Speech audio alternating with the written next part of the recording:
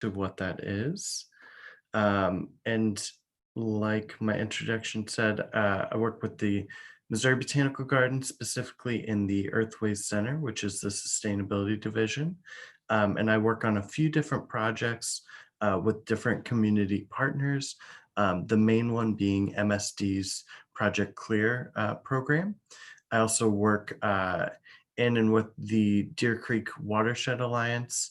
Um, we do a lot of similar work as MSD with some of that rainscaping and other things like that. And I also do some professional development through the Shaw series for stormwater and landscaping professionals. So kind of looking to educate the industry, in that stormwater and rainscaping space. And again, Earthways Center, we are looking not only at rainscaping and plant-based solutions, but all sustainable solutions. So a lot of energy efficiency work, education.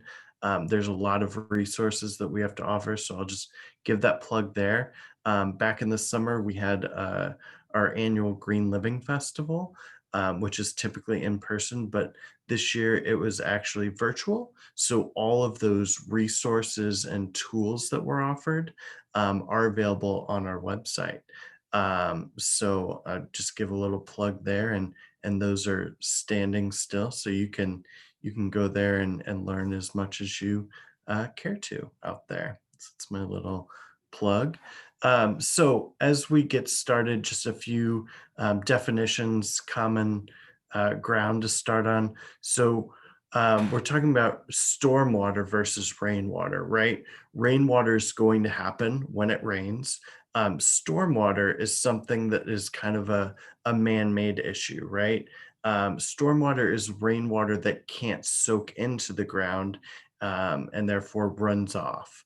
An impervious surface is hard surface that's keeping that rainwater from soaking into the ground. So think driveways, roads, rooftops, right? All things that we need. So you kind of think about what our area was like before we developed it versus as we continue to do more and more developing, right?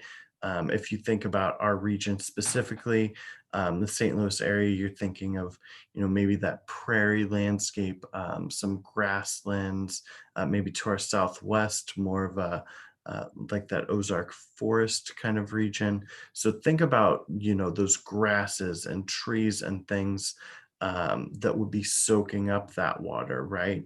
And we need the development, right? We need to do the things that we do day to day. So we're not saying to stop that. What we're looking for is kind of that middle ground, right? So finding the places where we can have green space and can use rainscaping techniques to mitigate some of those issues with stormwater runoff. So when we talk about rainscaping, you might hear green infrastructure. Rainscaping is more of our homeowner, more friendly, and less kind of intense sounding word that we're using. So we're talking about any combination of plantings, water features, catch basins, permeable pavements, and other activities that manage stormwater as close as possible to where it falls rather than moving it someplace else. So we're used to traditional gray infrastructure, which is, those concrete channels and pipes and things that are moving water somewhere else. But what we're talking about with green infrastructure and rainscaping is slowing water down, spreading it out, and allowing to soak in where close to where it lands. So again, going from that pre-development hydrology and thinking about what our area was like versus post-development and finding that middle ground, finding that green space that we can utilize. There are a number of different challenges in a developed area. and things we're trying to tackle. So the main one that we're often considering at MSD, especially with Project Clear, is combined sewer overflow. And that's more in, I have to look at my map to see if that impacts Olivet specifically. I think you all are right on the edge. I kind of use the inner belt sometimes as that westernmost um, area, but I could be wrong. There could be a little bit of combined sewer in this area, but just to touch on it briefly, because it does affect the area as a whole.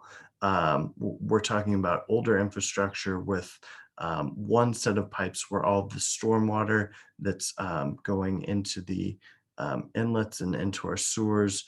Um, and all of the wastewater that we're using at home, flushing and going down the sink and all that, are sharing one set of pipes. And this is the way it was. It was, the standard for when the city and the system was developed.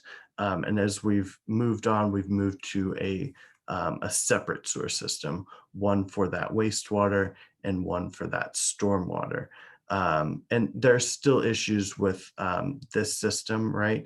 Any pollutants, anything that's on those roadways that's going to those stormwater drains is being carried into those pipes.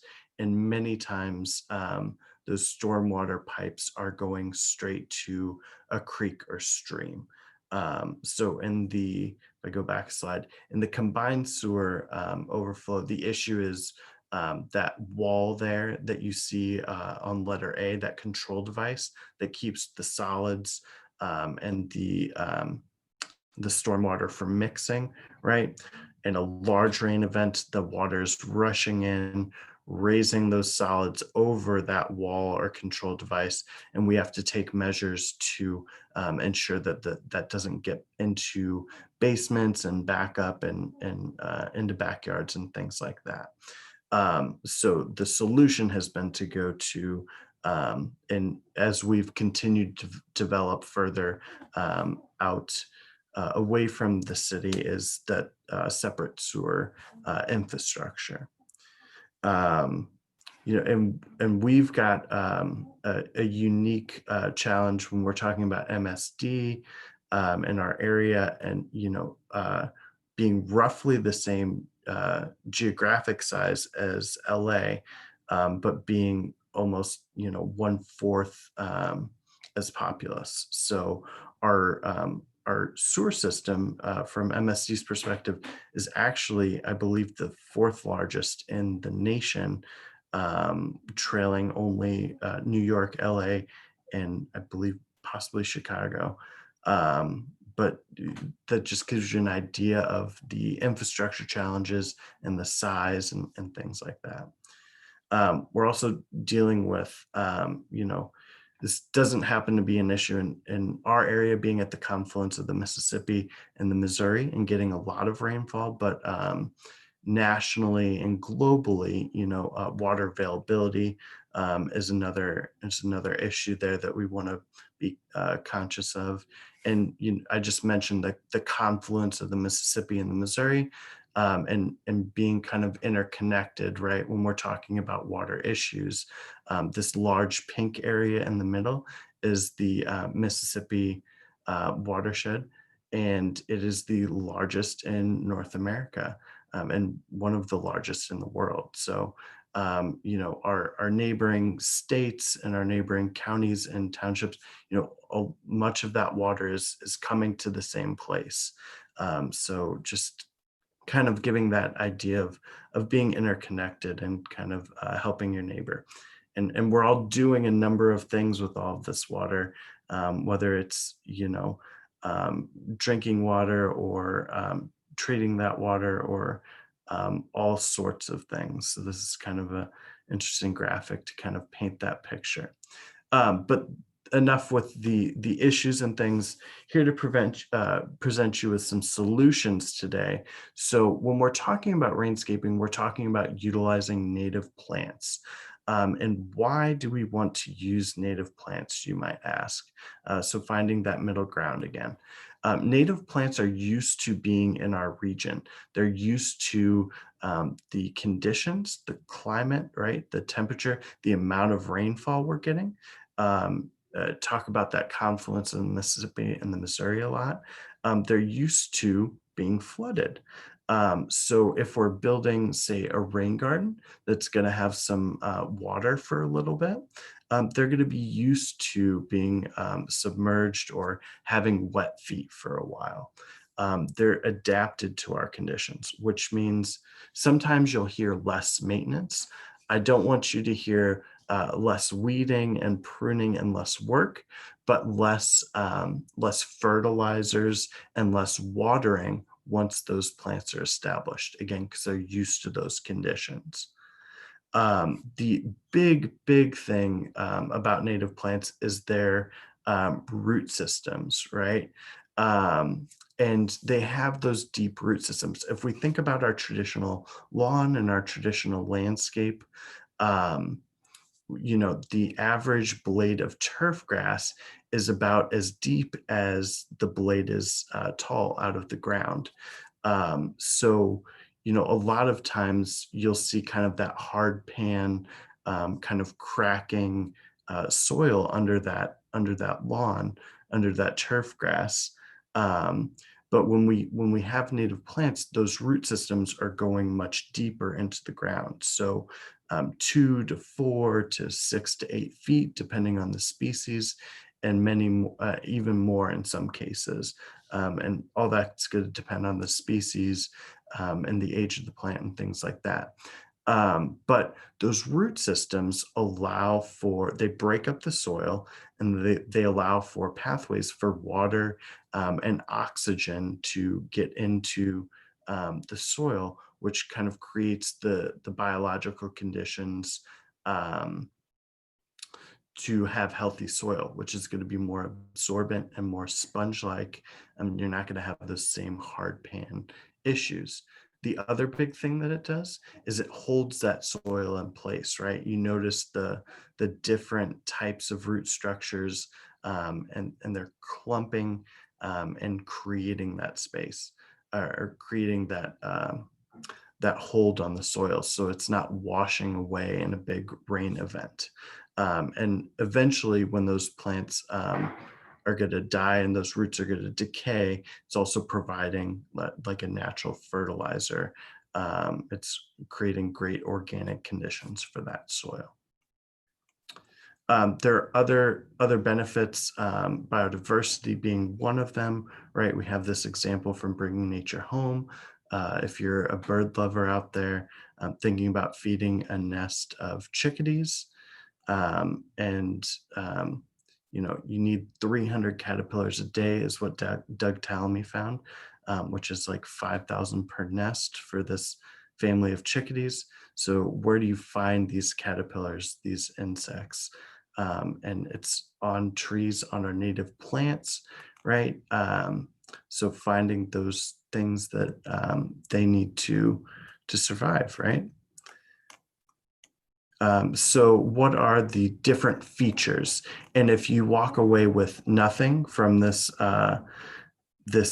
presentation, remember that mobot.org/rainscaping, you'll go there and you'll see this interactive feature, and you can click on these different links and learn more about each of these different strategies.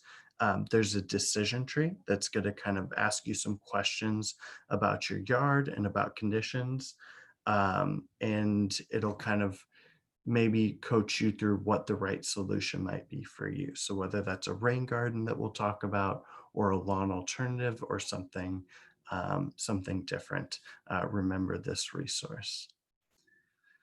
So we're kind of going to think about your space, right, when we're going through that decision tree, and we're going to pick that area where a rainscaping solution might be right for you. So what are those different solutions? You've heard me talk about rain gardens a number of times, mentioning that. A rain garden essentially is a planted area that's got a basin, right? Maybe a cup where water can settle. before it is soaked into the ground, and that water is soaked up by those plants. So you'll see over on the left, you can see that basin. It's typically about 4 to 8 inches deep, and you're going to put that somewhere where you have good percolation. So if you go to our website, there will be instructions on a percolation test, and that's going to ensure that that water is going to drain in that area. But essentially, what you're doing is capturing the water, that runoff from, maybe in this example, water might be running off from the house across the lawn and being captured by that rain garden in the front there. So typically you're going to lay this in kind of a kidney shape perpendicular to the water flow. You may pump, you may put like a downspout directly piped into the rain garden, like the picture on the left-hand side here. You may have kind of a bioswale situation, which takes water to that basin. On the downhill side of the rain garden, you're typically going to have a berm, like in that bottom picture, to hold that water in, so that it can settle. And again, we want this to capture water during the rain event, but we don't want it to sit there long term and be a mosquito issue or a nuisance. So when we do that percolation test, we want that water in the rain garden to drain within 24 hours, so that we don't have issues with mosquito breeding. So again, on that website, there's directions for a percolation test. And essentially you're going to dig a hole, you're going to fill the hole up, and then you're going to let that drain so that the soil is saturated. Then you're going to fill it up and see how quickly that water soaks into the ground. So looking for that to be gone in 1 day. Thinking about the right plants for the right place.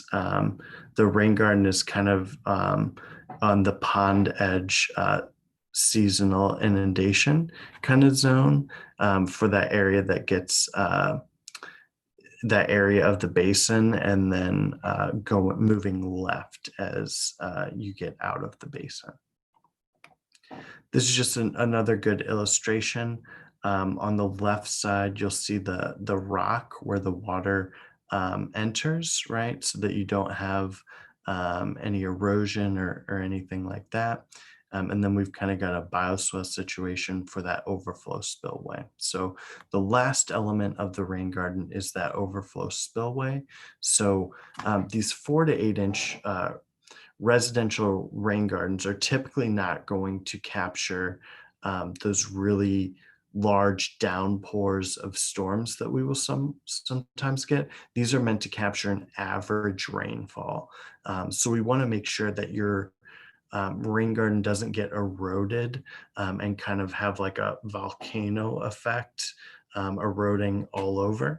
We want to give it a location where water can exit once it is full. So we call that the overflow spillway, and you see that at the top of the picture. It doesn't have to be as long as this example, but it can be.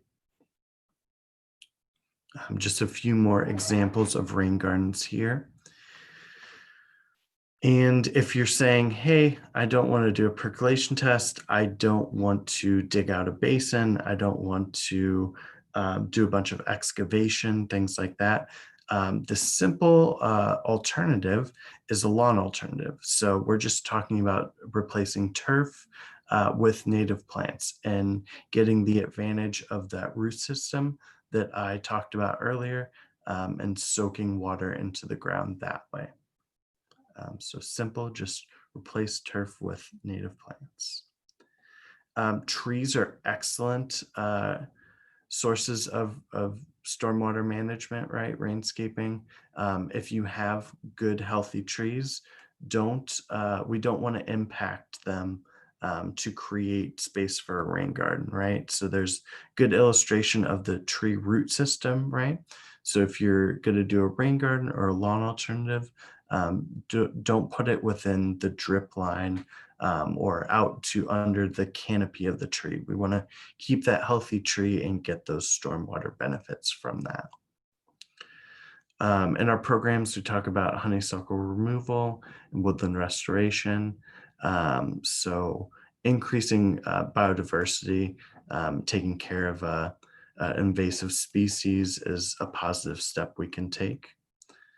And thinking about that healthy woodland, right? So you don't just have the canopy trees, you have those understory trees, sedges, and shrubs, and down to your ground cover and your forbs. And just example of that woodland. Permeable pavements and permeable asphalts is something that we talk about in our program. A lot of folks like the permeable pavers. Um, when we're talking about a residential situation, and I believe that you all have this at the municipal building over there in Olivet.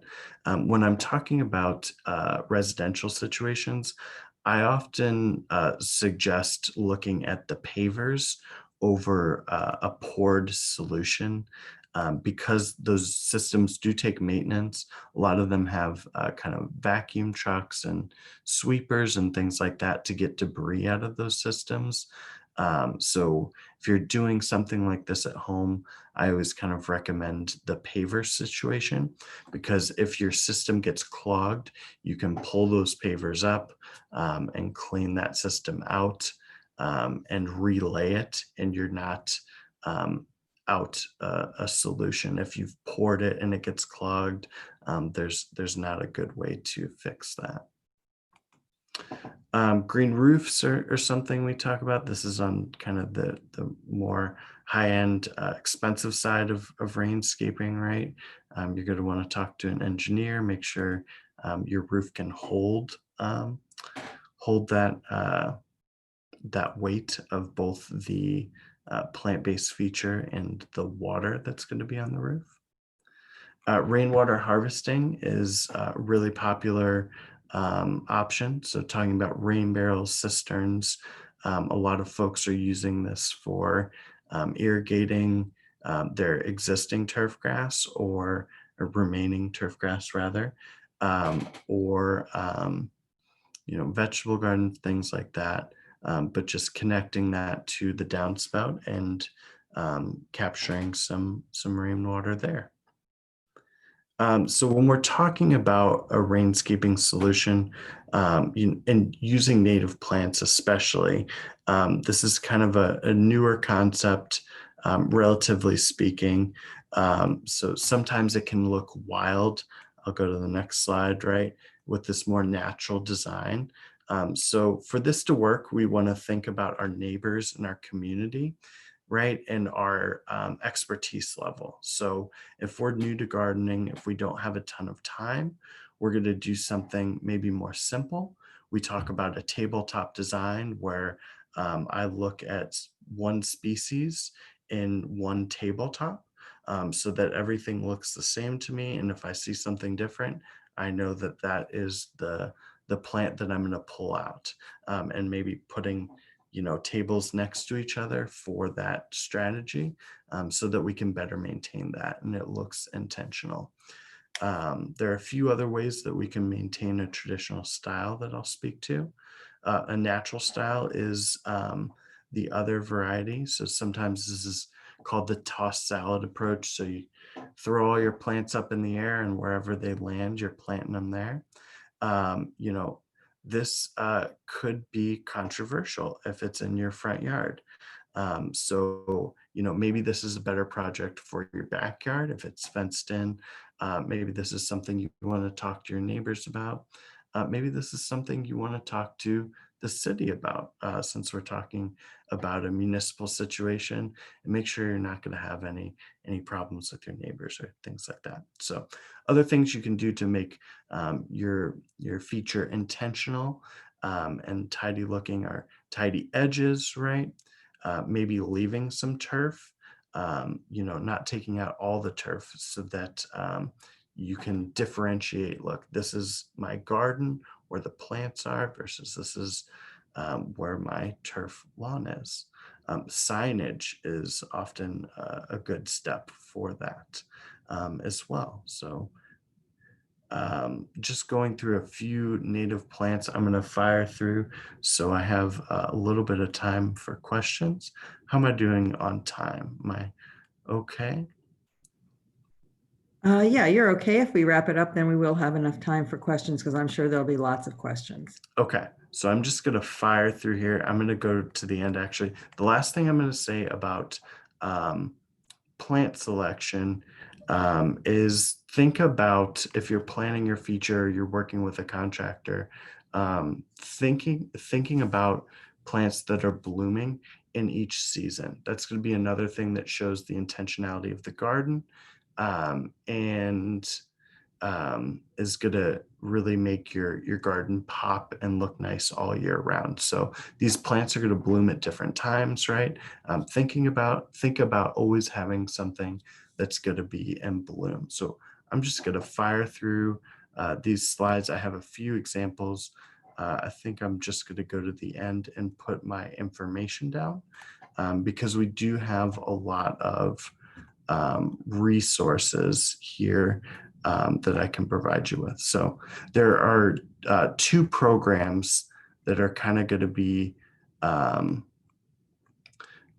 in your area. So one is potentially the Deer Creek Watershed Alliance cost share, Rainscaping cost share, and the other is the MSD Project Clear Rainscaping Small Grants Program. So traditionally, that small grants program has only been eligible or available to folks specifically in that combined sewer overflow area.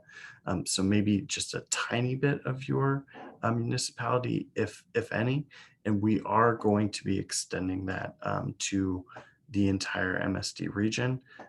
So we are working on getting that live. And since I don't have any good example photos, most of my photos are of plants that have just gone in the ground, right? So I have two established projects here that I show off before I leave all of my contact info and info about those programs. And those are them. So a nice established lawn alternative here. And then here are all those resources. And I also provided those to Jonathan. I have a nice set that goes through all the different things we talked about pretty clearly. So I'm going to go ahead and stop sharing and take any questions that we have.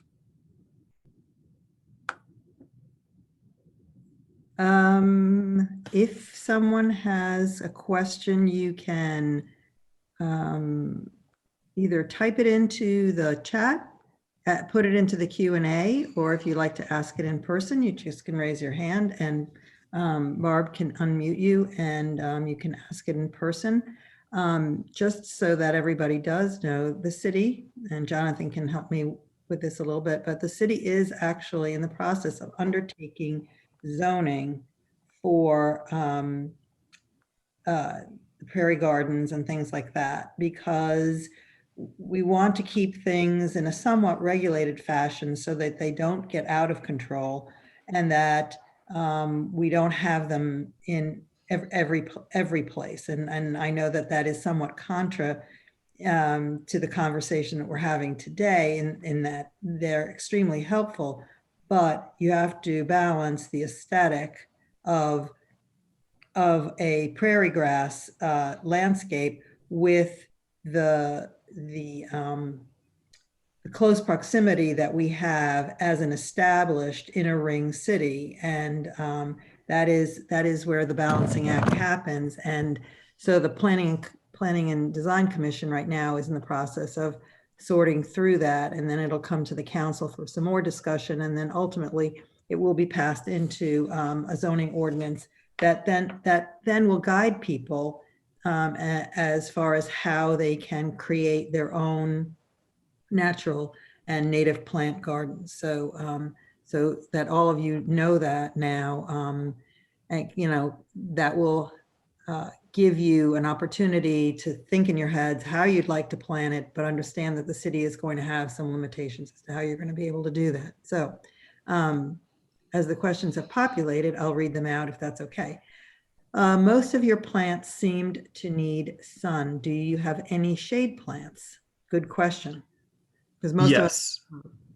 Yeah. So we actually, I'm not going to recommend plants specifically, but within those resources and those resource pages, that I'm going to share the PowerPoint and a list of resources as well, that you all are welcome to share with everyone.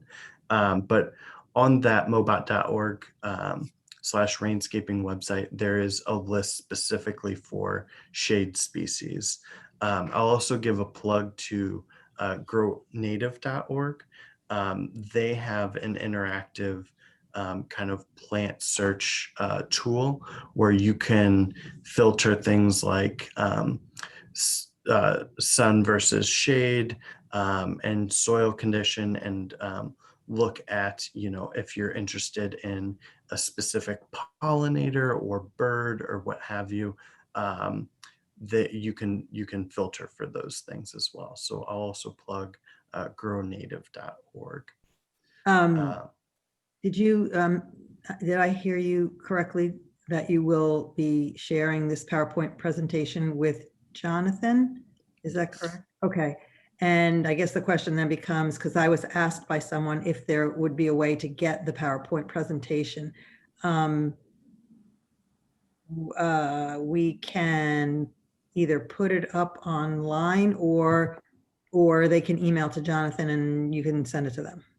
And Mayor, we actually have a stormwater page on allatmo.com that I will share in the chat in just a moment. And we'll have more resources on there. And we also have a Rainscaping page as well that we can add Okay. to. Okay, Barb?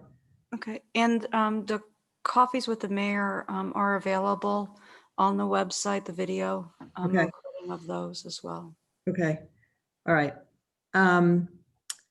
Next question. Are there examples where multiple adjoining parcels sharing that have shared a Rainscape plan, and how would that work? That sounds like city stuff. well, I'm if I can jump in, this is something that we actually kind of discourage in some of our programs. So, you know, if you all have a different answer, you're welcome to jump in. But when we're talking about funding Rainscaping projects, a lot of times we want, you know, think about if that property changes hands, right? If it's sold or anything, the new owner may not want it. So if you've got, say, a rain garden and the basin is, you know, what's in that property line, there's a chance that's getting filled in and pulled out by the new property owner. So I would recommend, like, you know, if you're planning this with the property next to you, having some sort of, you know, something in the middle that clearly says, like, this is side A and this is side B. And then if you lose one of those sides, making sure that it's not like, you know, the functional piece that holds everything together is kind of what my recommendation would be. Yeah, I would agree with that. As interesting as that concept may sound, sharing has its own issues, not to say the least, as you start to cross through potentially even right of ways that might exist between property. All of those things become difficult later on to manage. Just a whole variety of things. So yeah, I would say probably not the best idea. Another question was from Susan. Ruth, does working with Jonathan include backyards, or is it the whole property? I'm not sure I understand your question. Susan, would you either like to speak it in person or clarify it for me so that I can, is Susan still on? Susan Way, yeah. Yeah, there you are. If you unmute yourself, Susan, you can ask the question. Yeah. And I apologize, my bad. No, not a problem at all. First of all, I want to say thanks to Rob. That was excellent presentation. And welcome, Jonathan. Really, I guess my question as you were explaining this, and I'm sure Jonathan can go into more detail. I'm just wondering, as we might put in some type of rain garden, if that rain garden is located in your backyard, is that something we have to go to the city to check out that we're doing it appropriately, or is it just for the front area? I'm trying to Okay. figure out how far you're to make sure if I decide to do this, that I'm following, contacting the appropriate people. Well, good morning, Susan, and thank you for your question on that. Currently, the Planning and Community Design Commission is looking to address and have a spirit and intent with a zoning ordinance for what we're trying to do, and to put some guidance and regulation around that. Currently, you can rainscape, I would say, up to a certain point on your property. So if you do many of the things that Rob Kennedy just mentioned, that would be permitted. However, it would be a good idea to do a number of things, such as call dig right for one, just to make sure you're not impacting any of your just stuff underground, and also looking at your survey just to make sure there's really, you don't know you're going to hit something until you hit it. So you just want to make sure you do your due diligence on that. You can always call in, and there's some helpful information that I could provide, but other items that we would probably refer you to a private professional on that, or if just because there are some things that the city's not designing it for you, but there are things that we could say, such as, well, now you probably need to stay away from, let's say, your driveway if you're doing so much water right next to it or something, just to keep your basement safe, to keep different issues, stormwater impacts from getting into your house. So that's one of our biggest concerns, is protecting your basement, protecting your house. But otherwise, yeah, I am open for some conversation, but I do have limited knowledge. So landscape professionals and designers are great resources as well. But I think what Susan really wants to know is, have we put any limitations? We're discussing limitations right now on native gardens, the kind that that Rob showed us, that for some will look more, as my husband would refer to them, as weedy. Versus, I happen to think they're beautiful, but he, that's what makes the world go round. But, do we have limitations to that versus limitations to the rainscaping per se, and how, like, where is that conversation right now at PCDC? Are they thinking more that they're going to limit that native planting to the backyard and to a portion of the backyard? Are they talking more to the front yard, or is this something that's evolving and we'd rather not say at this point because it's not set in stone? And more importantly, I think if Susan is ready to do it, the best thing to do is to come and speak to the city first, to know what all the regulations are, talk to them about what it is that you want to do, find out what the regulations are, and then begin your planning process, because this is something that is in flux right now. And I would suspect may be resolved by end of year. And no, that's a perfect recap on that. And Rob, if you could, would you mind sharing your slide that showed, like, just on this topic, not the out of control rain garden, but the more controlled ones with the tidy edges. So right now, we're in a flux right now where we are continuing to discuss these items, because sometimes it can get a little out of control. So we have to remember that Olivet has around 2,800 single family homes. It's a majority single family community that has, if we're trying to get away from the tidier grass and into more that will solve stormwater issues for not only yourself but the community, there really needs to be something that controls it in a way. So the one with your tidy edges with like a fence, Rob hit a lot of these on the head, and we're going to share this presentation with the Planning and Community Design Commission, where you had like the fences. We have an ornamental fence standard of no more than 3 feet. Imagine if you can tidy some of these edges up so you have maybe rock around it where it defines an area, fences, and just these mannerisms, like the little bit of grass that you have in front, where it really becomes a place that your hard work can be admired by your neighbors, and it's a really inviting, but also it does the job. So that's what we're really aiming to do, is to say, hey, Rob mentioned a great point about the different seasons and the colors popping. Olivet's following that with our traffic management plan with the landscaping, noting how, be intentional about your planting. So we really want intentionality with this. And hopefully by the end of the year, that's where we're looking to have inputting all this, including what Rob's talking about today, into an ordinance that really guides the city for doing this, because we have a lot of interest in doing this, but you understand where it does need to be more intentional. Can you go to the next slide, Rob, where it shows it's a lot? Yes. I think this is the kind of, I'm not saying that this isn't great, but it's what Jonathan is talking about. It doesn't look intentional to anyone, and there's no defined space.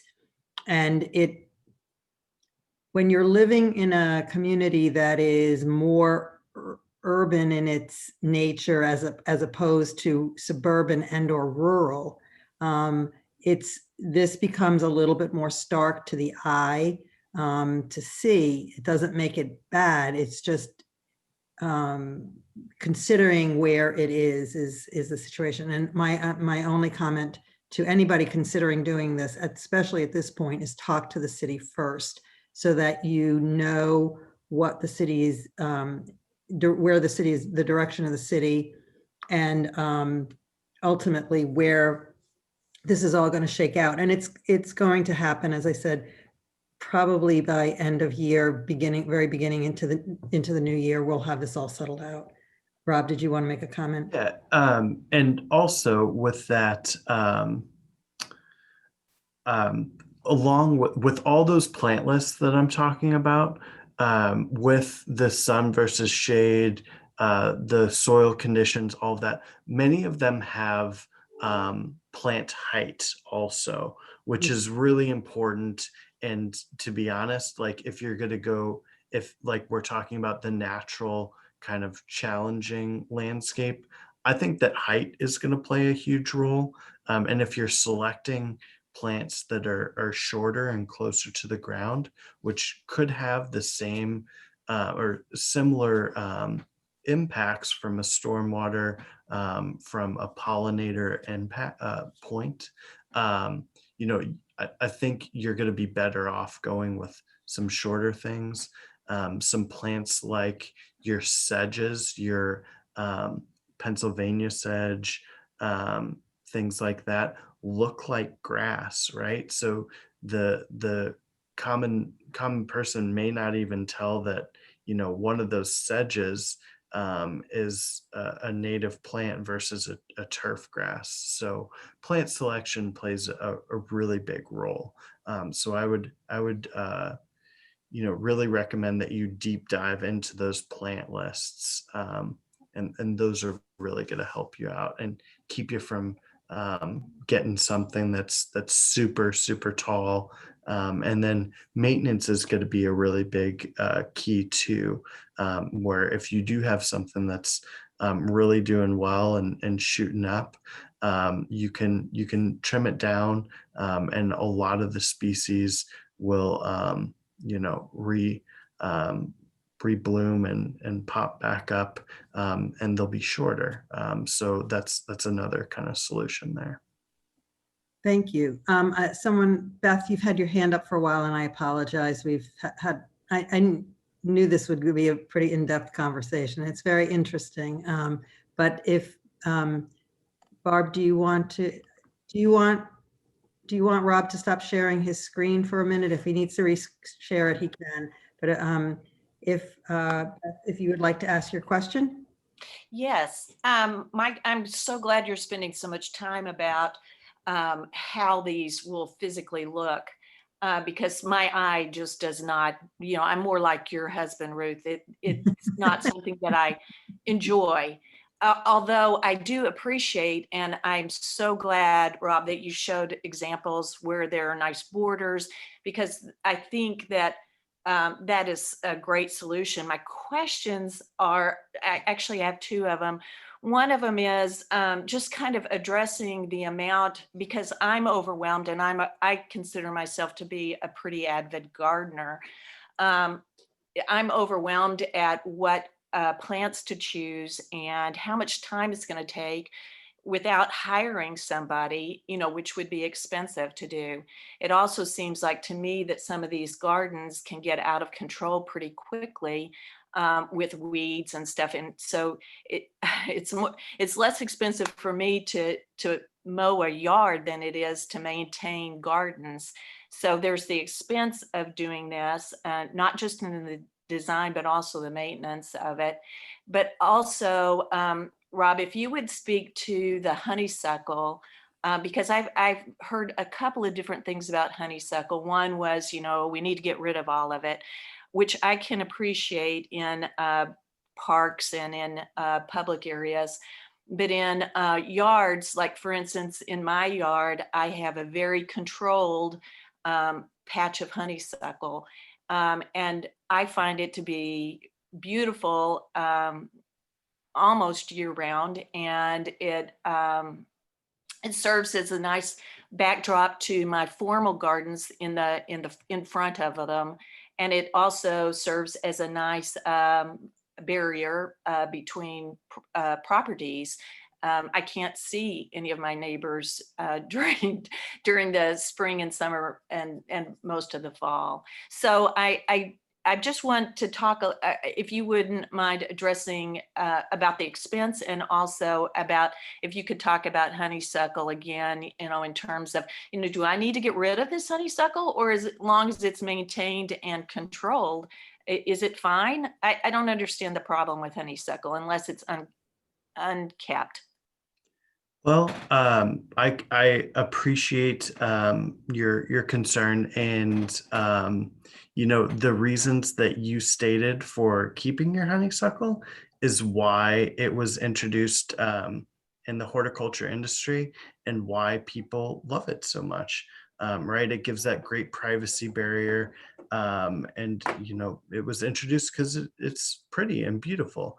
The challenge is that it's an invasive species, depending on the type of honeysuckle, right? If it's a bush honeysuckle or a Japanese honeysuckle. So if you have those red berries, actually right about now, um, even if you are managing your honeysuckle and being a good steward, that honeysuckle is still going to spread, right? Birds are eating those berries and taking them other places. So I'm not saying you have to take out your honeysuckle, or that your honeysuckle patch is the problem. But as a community, honeysuckle is an invasive species, and it is causing issues as an invasive species because it outcompetes plants. Um, it is from Asia, so it's used to a different climate, and it just so happens to have a bloom time that starts a little bit before our native plants and ends a little bit after our native plants. If you go out now, you'll notice that there's a lot of green in some of the wooded areas. It's because that honeysuckle is still blooming. So that makes it able to outcompete our native plants.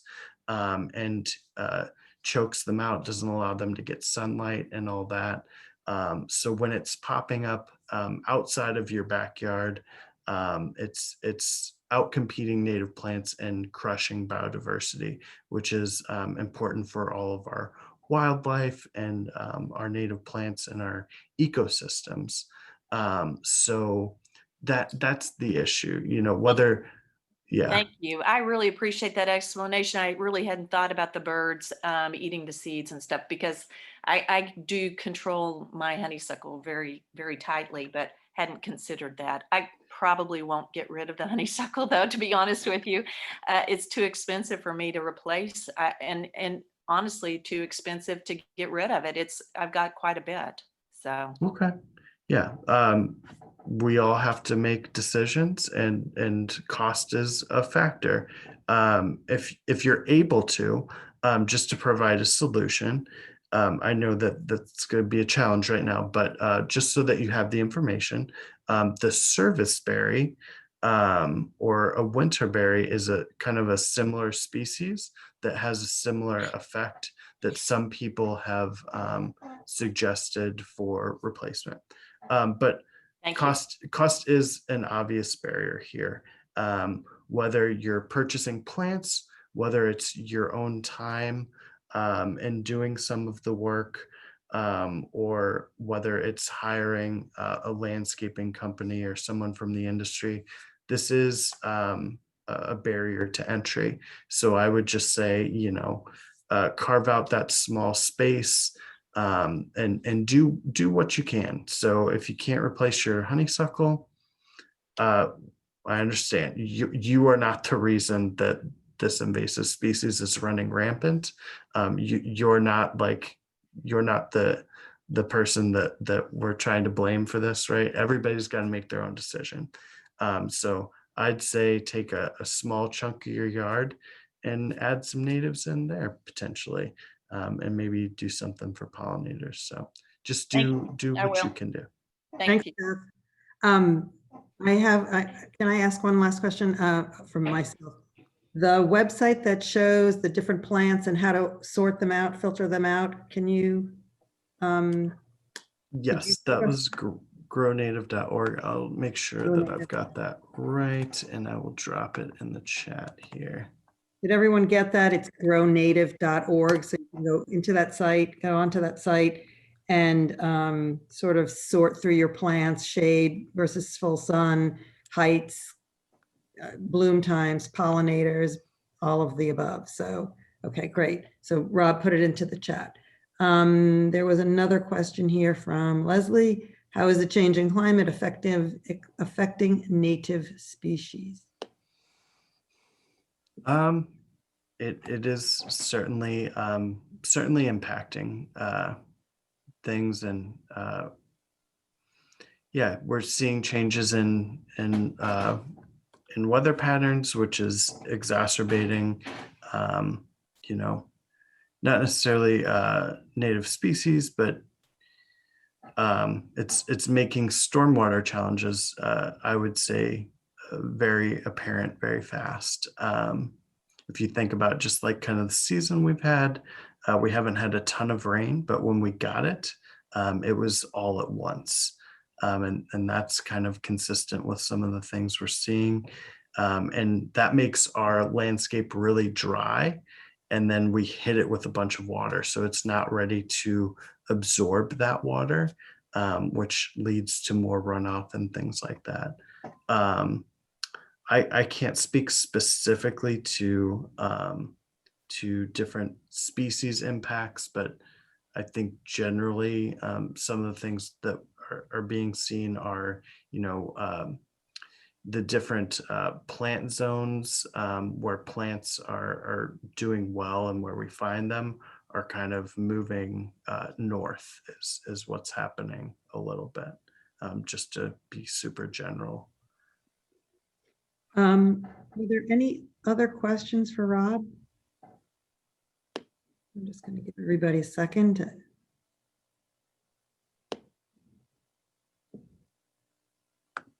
Okay. Oh, wait, I'm sorry. Alan has his hand up. Yeah, I'll Thank- take one. What's the I guess the most low hanging fruit where if someone's like, I want to do something tomorrow, what do you recommend just to get them started off? So you gave a lot of solutions, but what's the one that you would say, hey, everyone seems to be, this is the easy one, you know? Low hanging fruit is what you said. Okay. Well, a lot of folks go to their local box store and pick out a rain barrel. Um, that's pretty easy. It's pretty, you don't have to do any digging, anything like that. It's kind of a home project that people are kind of used to. It'll soak up, whatever the gallonage is on that rain barrel. It'll take that out of the system. It's going to fill up really quickly in a large rain event. It's nice for water reuse, but that's probably the easiest thing that they could do. And after that, I would kind of just push people toward the lawn alternative and just picking a small space where they can start some native plants and build out from there. Okay. Thank you. Alan, would you like to ask your question? Yeah, this is more for Jonathan. I was Okay. wondering about, is there any plans on controlling vegetable gardens or compost piles and things like that in your new legislation? The city has talked about the vegetable component, but I would really, we have the Planning and Community Design Commission happens the first and third Thursday of the month at 7 p.m. via Zoom.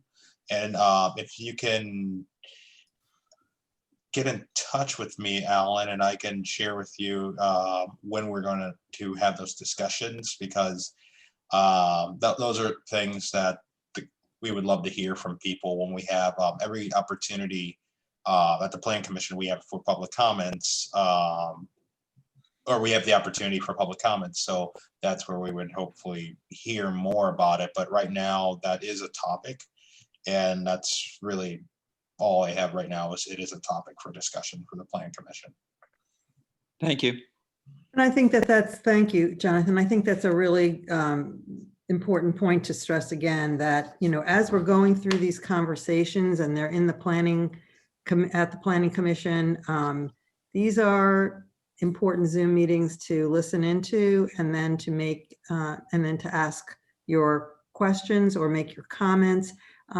It helps guide the commission in terms of some of the things that they may not have thought about, or have thought about in a different direction, and it gives them something else to consider. And then ultimately, they're only a recommending body, and they will recommend to the council whatever the ordinance may be, however it will shake out.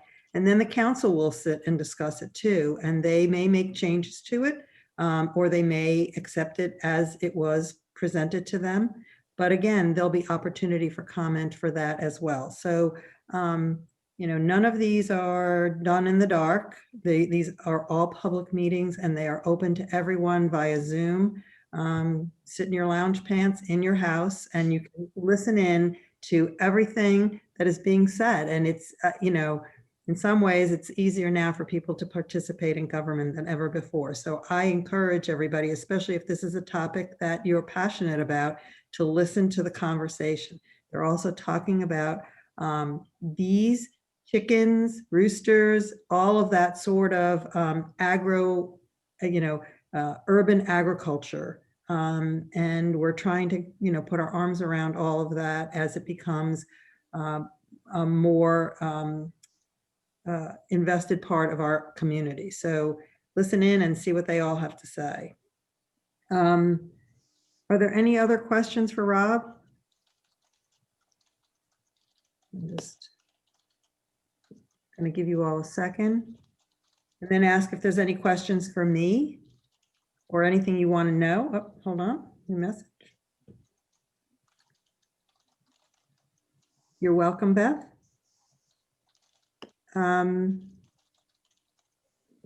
Is there any questions anybody has that they want to ask of me or Jonathan or Barb?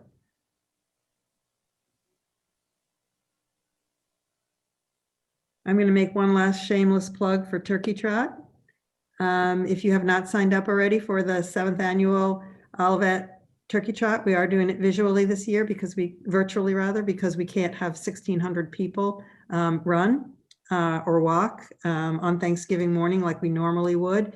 Actually, the event is technically underway. It began last Sunday.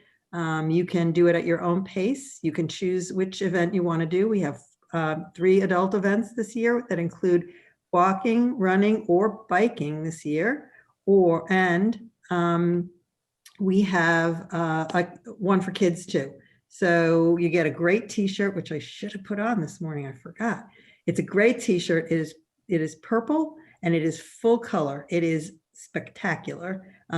We also have a new neck gaiter we designed. We have beanies from last year. I mean, we've got all kinds of swag that you can purchase at the store, or it comes depending on the event that you sign up for. If you sign up for the whole pie, which is 2 run walks and 2 bikes, you get a medal too. So it is, and the link is up in the chat. It is great. And of course, the money goes to the Harvey Kornblum Food Pantry. The city does not keep the money. We give it to charity. We give it to the food pantry. It sits right at our border, and it helps provide food for people in our community. So if you haven't signed up, do so. If you don't want to do any of the events and you simply want to donate, there is a donate page too, and you are welcome to do that instead.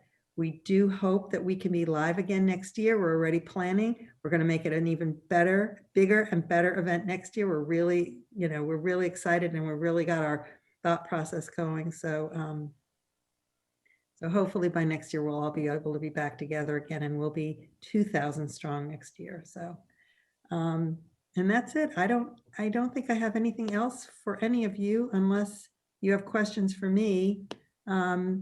And if not, is the trail open yet by Dealman? Barb, I don't think so yet, is it? Jonathan? I don't think When you it's, say trail, I don't know if we closed the trail necessarily. I'm sorry. Right? Yeah, I'm sorry. Yeah, I apologize. I was talking, but I didn't have my microphone on. I've already answered this. No.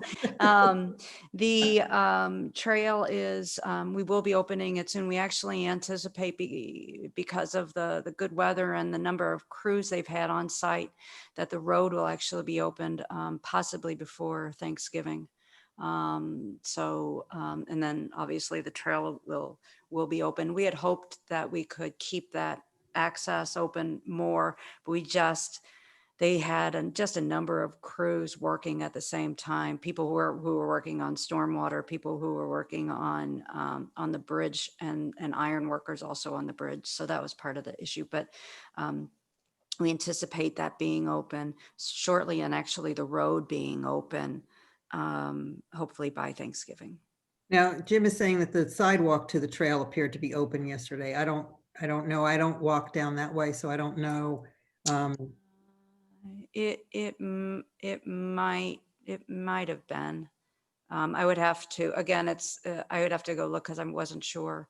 And it may be in an open and closed situation. So if you're counting on it being open, it may not be, you may not have access to it when you get there. So certainly if you can find an alternate place to walk, that's, for right now, that's probably okay. Or circumvent the trail, come down, Right.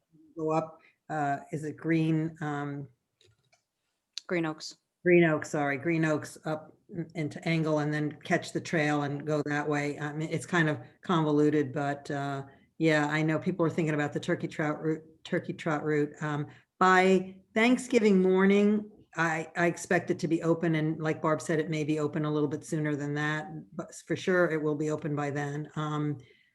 But you may just have to circumvent it a little bit and kind of get your 3.21 miles in, 3.1. And actually, just as another plug, if people want to visit the city's website and go to the Turkey Trot page, you'll actually find a lot of alternative routes that you can use, the 3.1 and the 6.2 miles, a 5K and a 10K route, as well as some biking routes on there. We'll take you to some biking routes. So it could be opportunity to not have to run that final hill.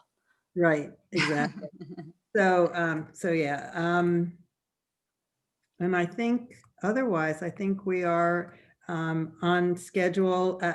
What will happen is that the road will open, but in the spring, they're going to have to go back and finish the roadway, meaning sidewalks and the rest of the road north. So there will be more construction on Dealman. It's just they will finish what they can now for the winter and then break and then come back and finish the rest in the spring. And we will have a brand new road and brand new sidewalks there. So that's really exciting.